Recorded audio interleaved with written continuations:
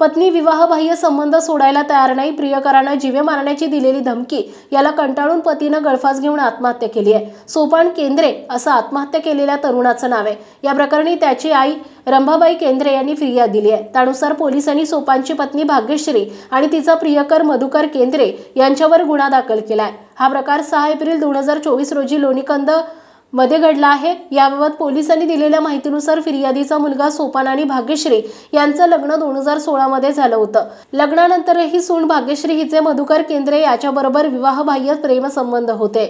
सोपान हा तिला लग्नाबाहेरील संबंध सोडण्याबाबत वारंवार सांगायचा प्रयत्न करायचा, परंतु ती त्यास तयार नव्हती। मधुकर केंद्रे यांना सोपान याला तू भाग्यश्रीला सोडून दे, मी तिला सांभाळतो, तू आमच्यामध्ये येऊ नको, नाहीतर तुला सोडणार नाही अशी धमकी दिली होती। त्यामुळे मधुकर केंद्रे आणि पत्नी यांच्याकडून होणाऱ्या त्रासाला कंटाळून सोपान केंद्रे यांना गळफास घेऊन आत्महत्या केली आहे। सहाय्यक पोलीस निरीक्षक घोरपडे तपास करतायत।